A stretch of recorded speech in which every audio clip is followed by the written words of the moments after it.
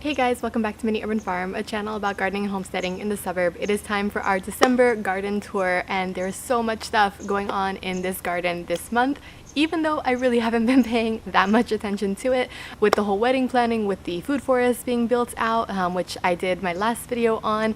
We had planted out a whole bunch of trees, so that has taken up a lot of time, and then just overall building the house and getting the new homestead set up, all of that. This garden has been neglected, but it has been doing so well, and we have been harvesting a ton from it. That being said, there are a few things that I will be ripping out today because they are not doing so hot. Probably because of my fault, but they will be replaced by some other things, and I am taking you along for that as well. Alright, so let's just jump right into it.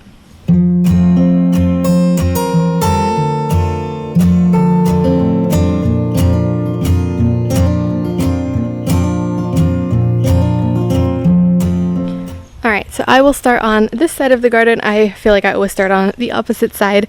So, first of all, in this back corner, we have our tomatoes, which have been doing really well. These are, I think, pink bumblebee tomatoes, if I'm not mistaken, and they have a whole bunch of like these little pretty yellow flowers on them. Whenever I see them, I just come in here and kind of tap them. That way, the flowers can self-pollinate. You know, it's either by the wind or just tapping on them, but it does give them a little bit of a boost. And these green leaves are just so perfect. They have not been affected so much, thankfully, by leaf miners or any other pests. We've had significantly less pests in the garden this season, and I think it was definitely because I caught it early on, and I put down a whole bunch of diatomaceous earth, and plus these, additional layer of pest control, I guess you would say. I have a whole bunch of parsley and herbs like sporadically planted out. This time you can see there's a whole bunch of parsley in there instead of just clumping up my parsley like I did last season. Up here we have our bush beans. So I think I have actually made a decision to only plant out bush beans from now on. We'll see how long that lasts. But definitely we have been harvesting so much from our bush beans. I'm trying to find some to show you guys. Definitely tons of bush beans. So we have been harvesting, I want to say like at least once a week from these. There are maybe 30 or 40 plants in here, all of, I think it's the same variety of bush beans, but they are stringless, which is what we like about them. Pole beans are generally more stringy, and they have been really prolific, right? So I come in here and I harvest the larger ones, and as you can see, there's some like lower level ones here that are still pretty small. And so I leave these ones in place when I harvest the big ones, and then that provides like some sort of like, succession, so that every week I can come in here and just harvest green beans for dinner. Now, I will say that pole beans, in my experience, are generally a tiny bit more prolific than bush beans. This season that has not been the case. My bush beans have been definitely one of the more prolific things. In the past, when I have multiple varieties of bush beans and pole beans, I am harvesting green beans and all different types of beans at least 3 or 4 times a week. Now I'm harvesting about once a week just because we have much smaller of a garden here. But if you have the space like I will next season, because I'll be planting out I think less varieties and focusing on the things that do well, I am going to be planting out more of these so we have more actual vegetables for the table. Alright, so right behind this row of bush beans, we still have more tomatoes and parsley scattered in there. So at the beginning of the garden season, I actually didn't, plant out any seeds like for seedlings to plant in. I just direct sowed everything into the garden, which I think was a huge mistake. I did that just because I really didn't have anything set up. We had just moved in here. And so these tomatoes, right, they are still a little bit stunted. You can see like the one next to it is climbing and has flowers on it.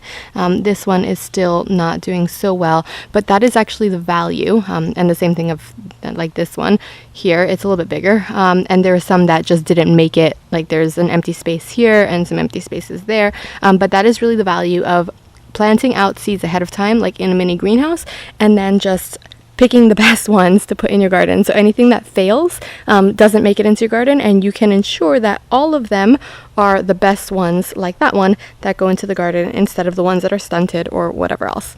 So next to this we have kale. This little portion of kale, which wasn't doing so hot originally, I'm not exactly sure why, because the kale right next to it is doing perfect. This did pick up a little bit, so we are getting a little bit more, produce from here.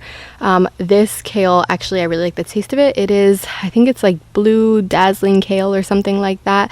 It's different than the red Russian kale that I planted out last season, and I actually like this one a lot better. It also seems to be a little bit more pest resistant. The last couple seasons, kale has been overrun by aphids, and I have yet to see a single aphid on here. Hopefully that'll stay that way. Right below it is my Swiss chard, which did take a little bit of time to come in, but it's doing really, really well now. No pest, and it looks bright green and no really big issues with it. We've been harvesting a ton. This one is I don't think you can see that. Sorry guys. This one is the one with like all red stems. I have planted out few of the other varieties in the past. I just happen to like the red stems better. I don't think that they taste any different. I know that there's some, I think, that ended up with like green stems, like 1 or 2 in there. But for the most part, I just happen to like seeing like that pretty red stem in the garden. So that's pretty much the only reason why. And then right next to the Swiss chard and the kale, I have a Roma tomato plant, which is doing pretty well actually. No tomato flowers yet, but we are getting a lot of like bright green foliage, and I mean no pest as of right now. So we'll see how that ends up. But I think the neem oil that I put directly into the soil really helped. And then my basil is doing pretty well, even though it, I think, got like a little bit of frost damage. It has been fluctuating in temperature here. We're in mid-December and it is still like 80 degrees outside today. It is super hot here. So it's definitely supposed to be a little bit colder, but we're having a lot of sun, so it's not like the typical December, which is why I think these radishes, they are doing well. They're growing some foliage. They've been in here for maybe 2 weeks or so, but I don't see any radishes yet, and I don't know if that is going to happen this season because it is still extraordinarily hot. And what happens when you get a lot of heat on vegetables that are mostly cool weather crops, they just don't grow. I think maybe 1 or 2 of them will end up popping up, but they end up being like really stringy, like this here. They end up being more stringy instead of like actual forming bulbs. So we'll see. Hopefully in the next couple weeks they will start forming some bulbs. And then I have more of the basil, like little baby basil plants, just popping up as well, since it has been significantly warmer. And then my little scallion plant here. This is actually just some leftovers that I had. I have more of that in the front of the house, but they're doing pretty well. I think maybe I'll let this go to seed for next season.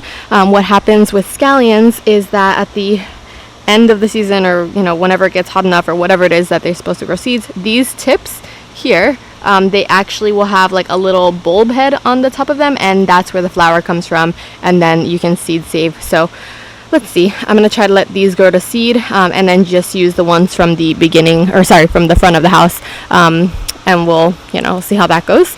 I have another Roma tomato here. This one is doing even better, and I'm just noticing we have a few little flowers here. I don't know if you can actually see that. They may be too fuzzy for the camera. But we have there you go, a few little flowers just starting to come up. They're bulbs, and again doing really well, like no real pest issues. There were more Roma tomatoes here, but again, if you direct sow, that's something you have to deal with. So I ended up with just 2, and the other ones didn't make it. Although we do have one, it looks like, that is popping up here on its own, and that is significantly too close together. They need a lot of space because these are tomatoes that you don't really you don't really thin them out. So I'm just taking off some little ones that have hit the ground here, some of the leaves, but these are like maybe 6 inches together, and that's way too close. I definitely didn't plant them like that, so it might have just like been an extra seed or something. And then right next to that is our arugula patch, which has been doing so well. Like, I have been, you guys, when I say I have been harvesting from this, I harvest from this every single day. I have been feeding it to the chickens. I mean, this is maybe like 4 square feet of arugula total. It's like from here to there, and then this is 2 feet across, so total 4 feet. This is generally the amount that I plant out every season, and it always just produces tons and tons. I just come in here and spread the seeds. I don't really even I don't really try to thin them or anything, and it just does so well. So far, it's like coming out of the beds even. So far, it's, you know, producing tons, and I use it every single day. And then we have a whole bunch of parsley here. This is like the main area of parsley, and I have been cutting this like crazy. I did give it a little bit more space this season, so I didn't plant it as crowded as I have like in the past, just so that, you know, I can use some of the seeds kind of like scattered around and provide more of like a ground cover, which has worked out really well for me so far. This is my very sad little butternut squash plant, and this is what I said, mostly my fault, and I know it. It is getting a lot of like this powdery mildew, which I struggle with every single season. Of course, I have not really taken care of these, so today these are coming out. There are 2 of them here. I just simply have not had the time to trellis them, to, you know, basically take care of them. Every year I struggle with powdery mildew on my plants. Some of them recover, some of them don't. Last season, and you see there are some actual fruits on here that the bugs have gotten to. I just simply haven't paid attention to it. But last season, or last fall season, I should say, I got a ton of butternut squash plants, and I'm gonna have to figure out how to get that. That's like behind the fence here, so I will figure out how to get that out of the trellis. But these are coming out today, and I'm gonna be planting out some carrots in their place, just so that, you know, it's a little bit more maintenance free. I really don't have the time to take care of butternut squash. In my opinion, butternut squash and really any sort of like vining, very fast growing vegetables, and when I say fast growing, I mean like the vines tend to trellis pretty quickly. I just don't have the time for it. And if you are going to be planting out any sort of this, you want to make sure to take care of the powdery mildew early on. You want to make sure to, you know, provide some ground cover. You want to make sure that it is, you know, something that you have time to dedicate to. But yeah, there's quite a few of them actually, so they will be coming out, and I probably shouldn't have planted out that many of them in this space, but you know, you live and you learn. This is my chamomile, which is doing really well. I just kind of like did the same thing, just, you know, spread the seeds in here. And then the other thing that is coming out today are my pole beans.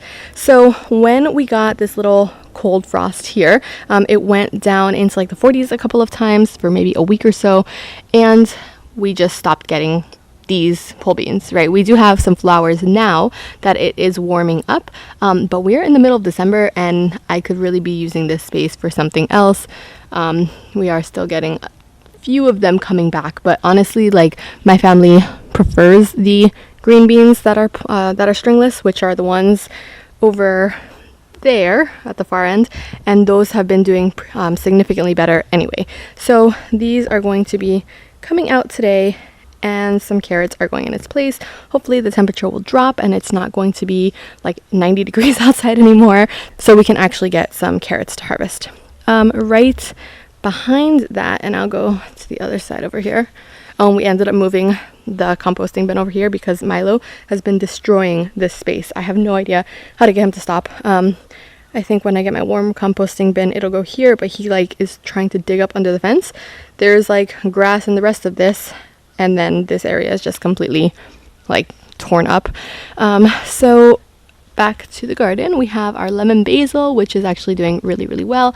You can see it is bolting even because it is going to seed because the weather has been so hot. So I'm just going to take off like the tops of these, and I'll feed them to the chickens later on. I'll just put them in their little pail.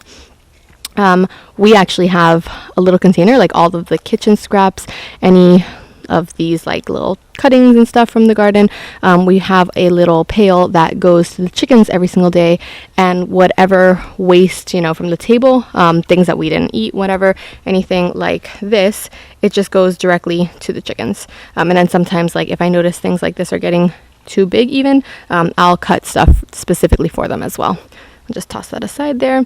And oh my god, I wish you guys could smell it. It smells like pure lemon. It is amazing just to have. I wish I could have actually tons more of this, but it is quite invasive. So, well, not invasive. It does tend to take over. So if you're going to plant lemon basil, just make sure that, you know, you really, really like lemon basil. Next to that, I have they're cherry tomatoes. I forget the variety. I'll try to find it and put it on the screen here. But we have a whole bunch of these plants. So these are the ones actually that did really, really well. I think I might have overplanted a few of these even, just to ensure I had tons of them. So we have 1, 2, 3 there, 4, and 5 and 6. Yeah, I probably planted these tons, but they are approximately, I want to say they're like between a foot apart. These are more of like a foot ish. These are like 8 inches, and the same thing over here. They're kind of like, you know, spread out a little bit more, and they're doing so well. Right, we are going to get tons of tomatoes off of these. Hopefully the temperature doesn't drop anymore and we won't have any issues with them because they're doing really well. So those ones definitely ones I've never grown before, but I'll probably be growing them in the future because they are survivors, obviously. And then we do have some parsley in here, right? So like I said, I just kind of threw some parsley seeds wherever, and you have some mustard also that made it back in here kind of just with the wind. The parsley, just in my experience in the past couple seasons, I have noticed the parsley prevents some of the disease and caterpillars, and if anything does get to like pest in here, then they end up eating the parsley instead, which is good, instead of my leaves. You can see some of like the frost damage here when that went to like a little bit too cold, but for the most part, I mean, we haven't had any real pest. I poured in some neem oil, which is an organic gardening method, and that really does help. I always pour it directly into the soil, and it does work better that way, I think, than like putting it on top of the leaves, because if you put it on top of the leaves in the sun, it has a tendency to fry the leaves, and I have to worry about it less when I pour it directly into the base of the plant. So that has been working out really well. And then I have tons of mustard. I think this is probably half of the pack. This is, I think, Japanese red mustard, something like that.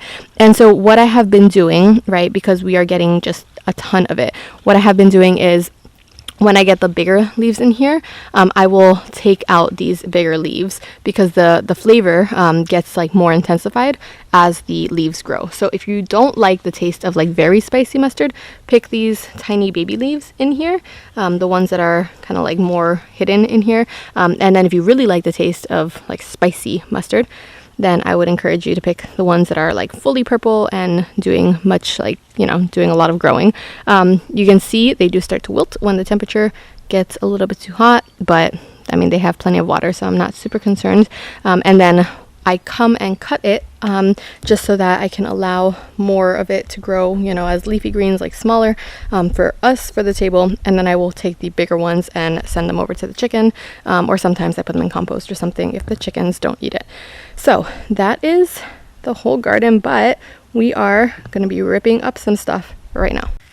All right, so I am going to be ripping out these plants here.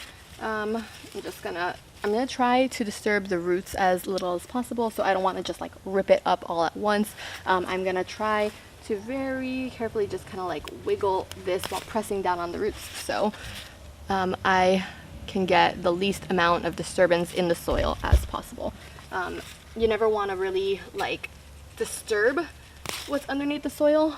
What happens is, you know, that's already in place. It's like a little mini ecosystem underneath the soil, and so you want to leave it all in place as much as possible. And you know, if I can manage to get the fewest roots possible, then that is how you want to go about it. The same thing over here.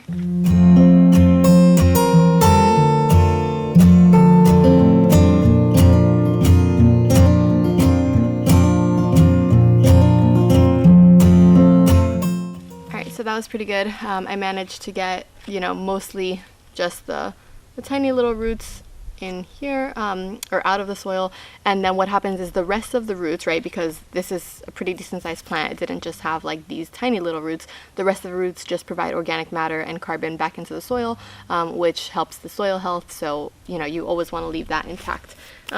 Right now, all of this, the butternut squash is ripped out, so I'm going to go and do the other side with our pole beans as well. I think these are probably going to be a little bit harder because they're like kind of trellised all up the top of the trellis.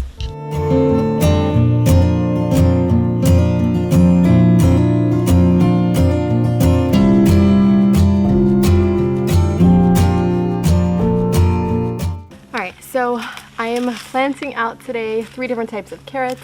I have red carrots here from Baker Creek. This is the first time I planted out these ones, so let's see. Actually, all 3 of these varieties is the first time I'm planting them out. And then we have some rainbow carrots, also from Baker Creek. And then we have some orange carrots, little finger carrots from Baker Creek as well.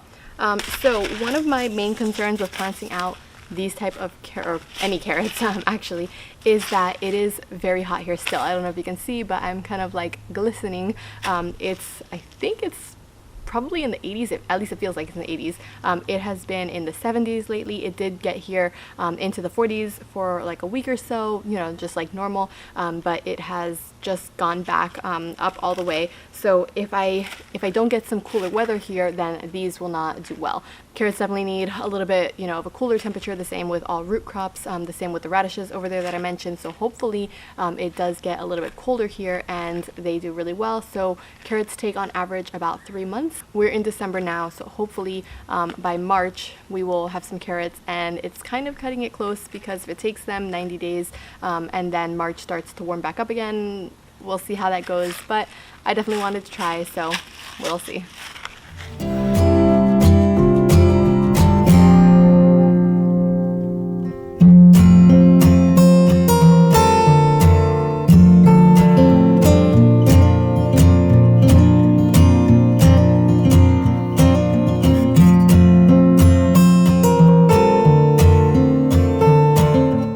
And the last thing I wanted to show you guys is that I did put in like this little sprinkler system. You can see it's connected over there. The spigot is over there in the back of the house, or like on the side of the house.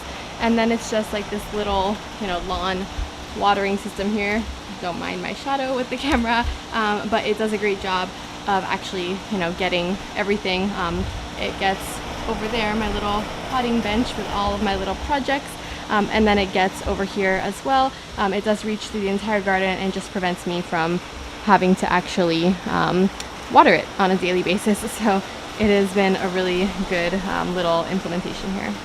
Alright guys, so that has been the December garden tour. Hopefully the weather does cool down a little bit and we're able to plant some of our root crops, or rather harvest some of our root crops once they grow. Thanks so much for watching, and I will see you in the next one. Bye!